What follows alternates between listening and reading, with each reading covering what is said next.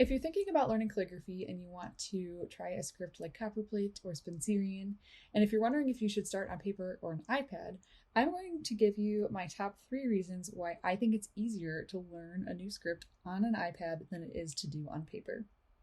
So the first reason is because traditional tools like a pointed pen can be very challenging to use. You have to learn how to control the nib, you have to dip the pen in ink. There's just so many more variables when it comes to using a pointed pen.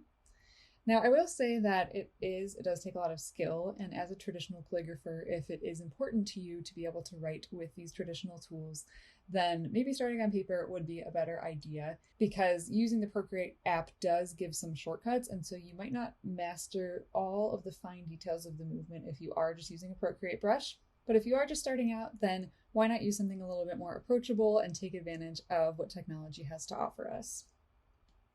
So you can create, with an Apple Pencil, you can create the look of pointed pen using a customized Procreate brush. Now, a Procreate brush is the digital tool that we're writing with. You can get all kinds of different effects with a Procreate brush. Here I'm just showing you one that I designed to mimic a pointed pen. Now, this Procreate brush works just like a pointed pen, where if I press harder, I get a thick stroke. If I press lighter, I get a thin stroke, and then I can transition between the two. But you may notice that it just looks and it just feels so much easier. My pen is just gliding across the page, across the iPad screen. I do have a screen protector on my iPad, but for the first almost 5 years of doing iPad calligraphy, I didn't have a screen protector, so it's definitely not necessary, but it does kind of change the feel of it. So I really wish that a pointed pen could glide as smoothly as an iPad with so much reliability and consistency, but unfortunately that's not the reality, and it does take lots and lots and lots of practice to be able to get there. So not only do we get this pointed pen look with this ease and smoothness, you can also adjust settings to customize it how you want it to look. For example, if you really like thick contrast, which would be similar to a very flexible nib, then you can increase the size of your brush, and that will increase the size of your thick stroke. So for example, maybe that's a little bit too thick, but if you were writing some capital letters and you wanted your shades to be super thick like that, you can increase the thickness. Or if you decrease it, if you just want a really delicate look, then you can just get really super thin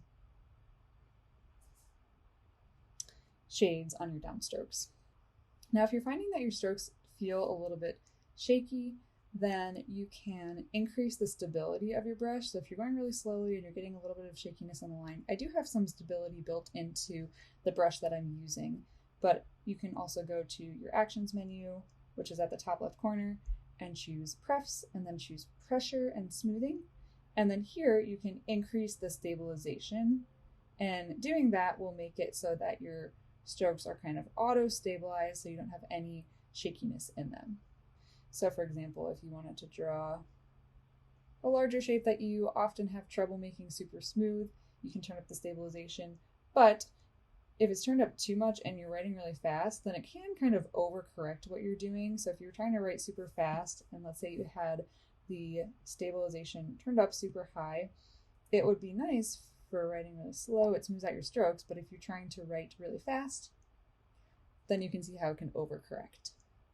I've showed you how using an Apple Pencil with a Procreate brush is a lot easier to use than a pointed pen, just in terms of writing smoothly, but you also don't have to worry about the ink. So when you write on paper, you might be writing a whole quote, and then towards the end of it, you might get an ink blob, or you might accidentally smear it like I did here, and that's really frustrating. So if I was actually making this piece for someone, I would then have to go redo it, or maybe try to figure out how to get rid of that blob. Now on the iPad, it's super simple. There's 2 ways of fixing mistakes. If you are writing and you make a mistake as you are writing, like let's just say you're writing the word hi and you mess up at the end of the I, you could just use 2 fingers to tap to undo it and fix it. Or let's say you were writing a word and you wanted to go back and fix what this shade looks like because it's not perfectly smooth. You could just go grab an eraser and then erase part of the stroke until it looks how you like. You can go back and easily touch things up. And the fact that it is digital ink and you don't have to worry about a physical jar of ink also makes it less messy and more portable. You can practice on the go. You can bring your iPad with you to a coffee shop and practice. I've done that before. Or you can sit on the couch and watch TV and practice. It might not be the best posture in the world, but it's still practice. And after my first daughter was born, I didn't have as much time to sit down and actually get out all my supplies and worry about making sure I cleaned off my nibs and closed the ink if the baby started crying. So that's when I really started using the iPad to practice instead of using a pointed pen and paper. So speaking of paper, you also don't have to worry about wasting paper or continuing to buy paper or other supplies for that matter. You don't have to keep buying new pointed pen nibs because you just use your one Apple pencil and you can use any Procreate brush that comes in the brush library. There's all different kinds in here that you can try out. But the supplies, all you need for this on the iPad is the iPad and your Apple Pencil, and then everything else is digital. When I started doing Spencerian on paper, I really loved the look of white ink on black paper. But the only problem is for black paper, you have to draw in these guidelines with pencil and a ruler, which is kind of tedious, especially when the X height is really small, like 3 millimeters. And I can tell I did this before my first daughter was born because I just did not have that kind of time. But it's super easy to do this on an iPad if you just change your background color to black and then choose a white color for your brush.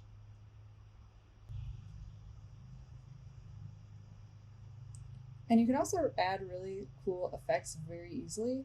So one thing I like to do is add an effect that kind of makes it look like I'm writing on a chalkboard. And to do that, I just go to the charcoal section and choose this brush, choose kind of like a medium to dark gray, and then I'm going to hide my guidelines here. Just add a little bit of what looks like chalk dust. Then it kind of looks like you're writing on a chalkboard. And that brings me to another bonus reason why I think it's cool to learn on an iPad, because you can do really cool effects like this very easily. And this background is something that I created digitally in Procreate using some of the really cool brushes that are available in the app. Just to show you one of my favorite ones, it's under the luminance section and it's called Glimmer. If I choose a white color, then this makes it look like stars. So I think that's really cool. As long as we're using this modern technology, we might as well put a modern twist on this classic art form. Another cool tip is that you can easily move things around and try different layouts. So when I first wrote this quote, I actually wrote it in this orientation, and if I grab my selection tool in the toolbar and select some of these words, so I'm going to select technology, and then also I'm going to include elegance in my selection. Then I'm going to tap the arrow tool right here and just move my words up and to the right. And this very quickly helps me make a more horizontal format for this quote.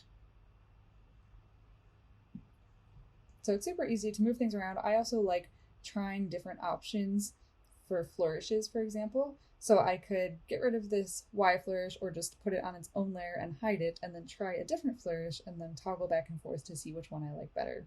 Let's get back to a final reason why I love using the iPad for learning and practicing calligraphy, and that's because you can have unlimited practice sheets. I think the iPad is a really great tool for studying, analyzing, and practicing a script. So for example, if you have an alphabet for a script you're trying to learn, this is a Spencerian example, you can take whatever example you're studying from and practice on top of it. So I'm turning down the opacity of my layer, so instead of having black letters, I'm just going to make them a little bit more gray.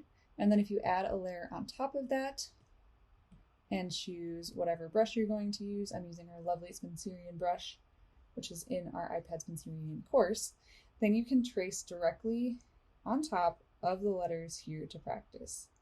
And if you mess up, you can just undo and try again. Once you fill out this whole practice sheet and trace all of the letters,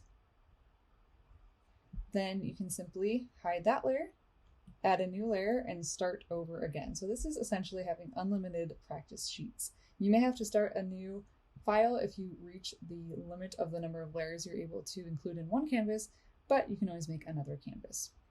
And personally, the way that I like to use this for practice, if I'm trying to study a historical exemplar, and for now I'll just show you on this, but let's say I'm trying to recreate the letter C that I liked, that I saw someone create. Then I would separately, on my own guidelines after studying the letter, I would try to write the letter from memory, whatever muscle memory I had from practicing it, or just kind of like the visual memory of the form. And then I'm going to take that letter and move it on top of the example. I'll zoom in here so we can see this and compare what's different about it. I'm going to try to resize this so it's about the same size. And then I have an example directly on top of what I'm trying to study, and I can move this around so that if I wanted my starting point to be the same, or the ending point to be the same, or a specific spot, like if I wanted the shade of the curve to be the same, now I can very easily see, I'm going to choose a different color here, what's different about it. So in this example, which I actually wrote this example myself, so they're not too far off, but I did, in the original one, make the loop a little bit smaller. So if I'm studying from an example, then I can go through this process and very easily be able to see what I need to work on or do differently if I want my letter to look like the letter that I'm studying. So let's recap. The reasons why it's easier to learn a new form of calligraphy on the iPad instead of paper is because it's easier to use an Apple Pencil than it is to use a pointed pen. You can quickly edit your mistakes. You don't have to completely start from scratch if you smear or blob your ink. You also don't have to worry about drawing pencil lines on a guide sheet or wasting paper. You can move around your letters and try different layouts, and you can just create really cool effects that would never be possible to do on paper. So if you are interested in learning more specifically about how to do this style on the iPad, we do have an online course called iPad Spencerian, and I would love to have you as a student.